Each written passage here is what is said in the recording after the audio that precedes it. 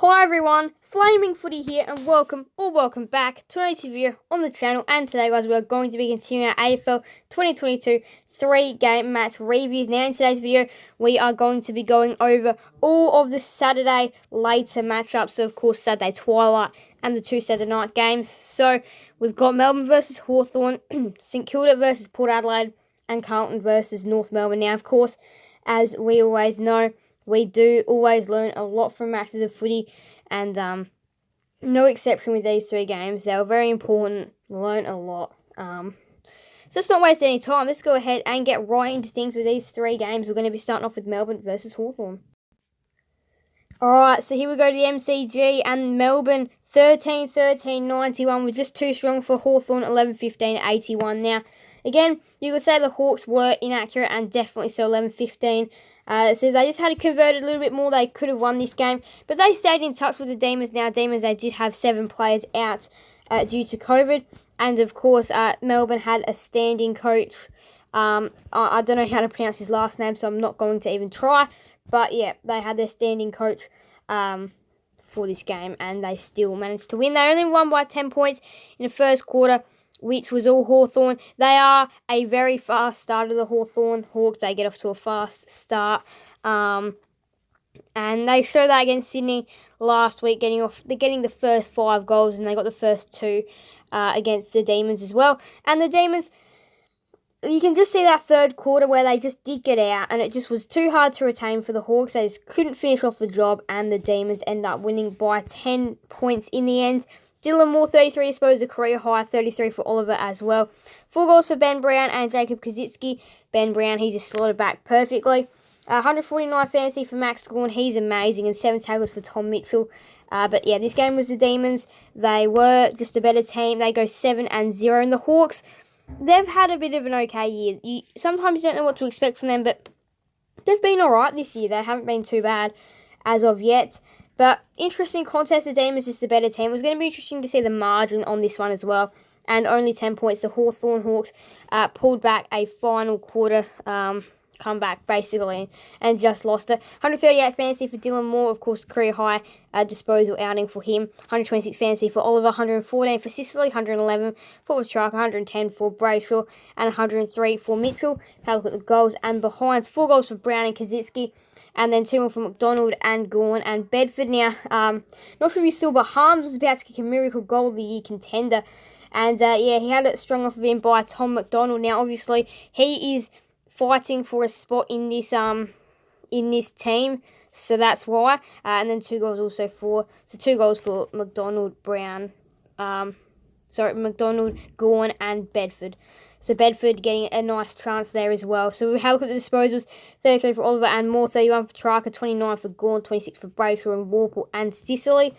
Now to the marks. Another 13 for Sicily. He takes the marks a lot. 11 for Moore, 10 for Brayshaw.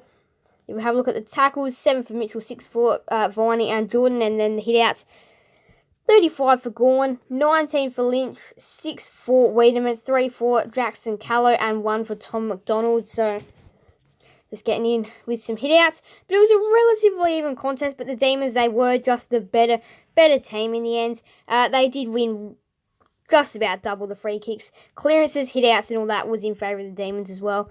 But yeah. The Hawks did take more marks, but the Demons had more marks inside forward 50. The Demons, they led for majority of the game, basically 3 quarters, and the Hawks led for 1 quarter. The biggest lead was 33 points for the Demons, only 15 for the Hawks. That would, again, a fast start for them, though.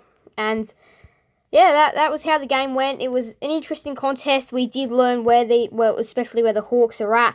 And that their last quarter was good after putting up a dismal performance against the Swans in the last quarter. They did manage to bring this one back.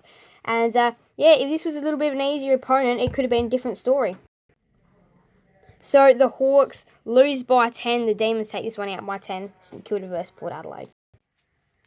So, as I said just a few seconds ago, we are now on to St Kilda versus Port Adelaide. This was one of the most...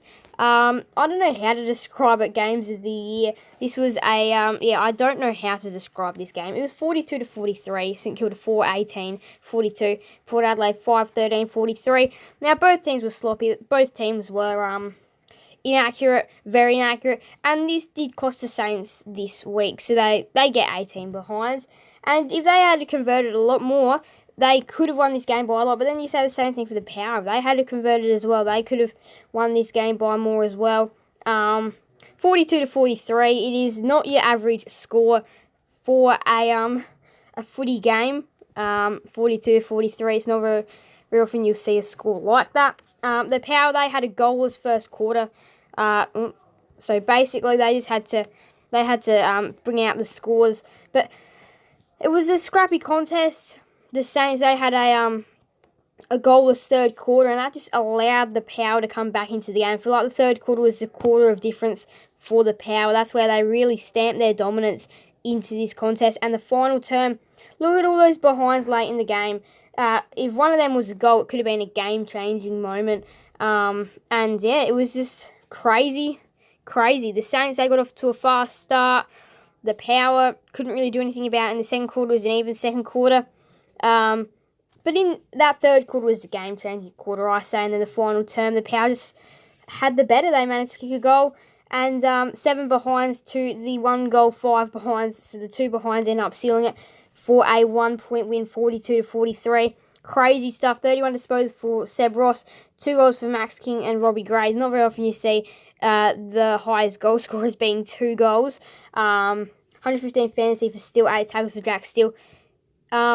There was 9 goals combined in this game, and normally an average team would score above 9 goals in the game, just the one team. But like with how inaccurate it was, how the conditions were as well, was pretty crazy. But yeah, they've given away this win basically. It's basically a choke, really.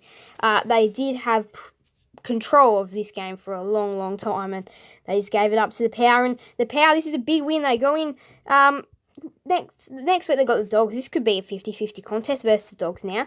111 fantasy for Ross, 96 for Burton, 93 for Houston, 91 for Wines, 89 for Boak. But yeah, 1 goal for Higgins, McKenzie, Farrell, Wines and Marshall. 3 behinds for Gresham, 2 for Ryder, 1 for Campbell, 1 behind for Bonner, Finlayson, Butters, Power, Pepper, Motlop, Georgiades. Then if we have a look at some of the multiple goal kickers, Max King 2-2, Robbie Gray 2-2, Higgins 1 goal 3, McKenzie 1 goal 1 goal 1, Farrell 1 goal 1 for Wines, and then just again the 1 goal straight for Marshall. But interesting when you see a game like this. 27 tackles for Steele, 27 for Wines, 25 for Burton. But it does just go to show that it was very scrappy as well. Marks 9 for Burton, 7 for Houston, 6 for Bonner. Tackles 7 for Patton. Hit-outs 27 for Ryder, 12 for Hayes, 10 for Campbell. Campbell, of course, making his St Kilda debut. But again, this was a really interesting contest, really hard contest as well. And it was very scrappy. The conditions weren't very great either. Obviously, like they were wet, humid, and all that. So it was going to be an interesting contest. And we did see last year as well that the Saints did lose their game up at Azaleas after being robbed again. You see the Power only in front for 14 minutes. And yeah, the Saints had a 19-point lead in the second term. But they led for the 85 minutes. It is crazy. But I do... Like last year what we'll do is the Saints lost to the Crows. We all know that, 60-65.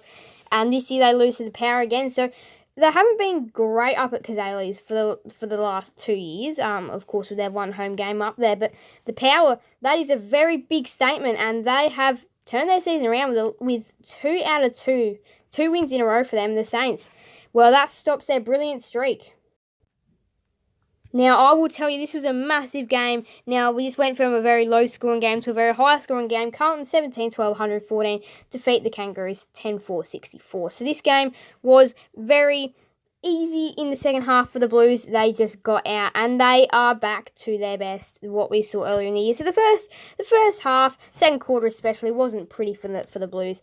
North Melbourne managed to stay in touch with them in this first half, and they were down by 8 points at half time, and it looked like, can North sculpt a Carlton team that aren't doing very well at the moment? And the answer to that was no. North Melbourne came out and delivered again another performance, which just was not great. They're not in a great place right now, yeah, the Blues, massive third term, and game over at 3/4 time. So the Blues, they were just too good. They're back to their good old selves now. And finals comes right back on the radar after, of course, just their last few weeks have been very questionable. The efforts have been questionable. Of course, the Suns, the Dockers, and the Power, all those efforts were questionable. It's like, even though, yes, they did beat the Power at the MCG, but they almost choked a 50-point lead. And in this game, this was the game they needed to steady the ship. And I definitely think they've done that. They've calmed themselves down. They've steadied the ship.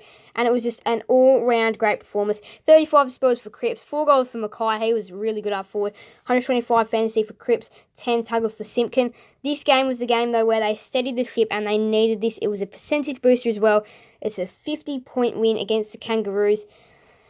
They needed that. They needed that a lot. They needed that badly. 125 fantasy for Cripps, as I said. 110 for Mackay, 101 for Nunes, 100 for Doherty, 97 for Walsh, 96 for Sard and Kennedy. No North play getting even close. 4 goals for Mackay, 3 for Kerno, 3 for Larkey, 2 for Martin and Zerha and Owies, I think it's Owies, something like that. Disposals, 33 for Doherty, 29 for Walsh, 26 for Cherry, 25 for Sard, 24 for Kennedy. You can just see the Blues were getting way more of the ball than the Kangaroos. Marks, 11 for Mackay, 10 for Nudes, 8 for Young, 8 for Carroll, 6 for Sard, Martin, Kerno. Again, you can just see the Blues were just getting more marks as well. Tackles, 10 for Simpkin, 8 for Owies, whatever you want to call him. And then just 5 for a few other players, Kennedy and Greenwood. Hit-outs, 36 for Goldie, 20 for DeConing, 20 for Callum Coleman-Jones, and just a 5 for Silvani, 3 for Mackay, 2 for Cripps. But it was an effort which from North was another questionable one. They were good at half time and they actually had a score of 45, only managing to put on the 19. You can see their disposals, kicks, inside 50s were plus everything for the Blues. Free kicks was plus as well. North had the hit-outs, but the clearances were going all Carlton's way, except stoppage clearances. And then marks were going Carlton's way as well. North did lead for the 3 minutes, but again, not enough time. And the Blues, they just had this game in their control for basically all of it. Their biggest lead was 56 points, and they get the 50-point win. And boy, this is a very big performance. This was going to be the check for Carlton. This was going to be, where do they sit at the moment? And I feel like they have passed it, and I feel like they have sat where they were when they were beating teams like the Western Bulldogs, Richmond, when they were beating those sort of teams in the earlier part of the year. I feel like that's where they'll sit. That's where they sit right now. And they've put up a great effort so far this season, and it's great to see them back on track, and a big win over the Roos is what they needed to really just steady the ship for the rest of the year. So brilliant performance by the Blues, and they get a 50-point win. So of course that leads into today's action now with the footy. We have Collingwood versus Gold Coast at the MCG. Big game for both these two sides.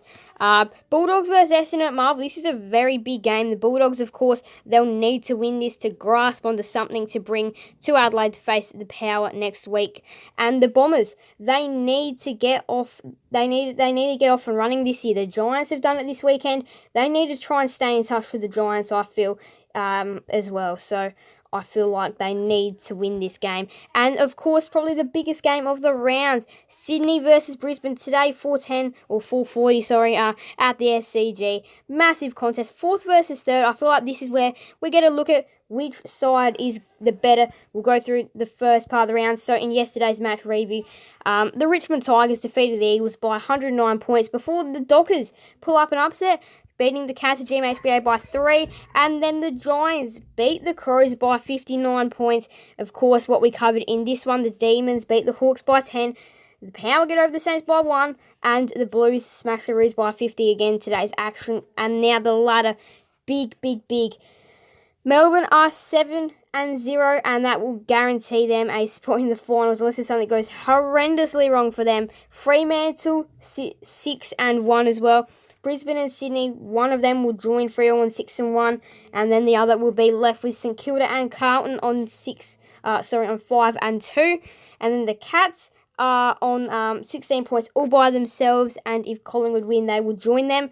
And then that'll be it for that. The Dogs, if they win today, they will join the 12 club, which will be Richmond, Collingwood, well, depending on if Collingwood win today, and Hawthorn, Adelaide. So they need to win, the Dogs. It's a big game. And while the Bombers, they are left with North and Eagles on 4 points, so they want to be getting off that number with a big win over the Dogs today, and it is definitely possible. So that is the scenario. That is how the ladder could look at the end of the round.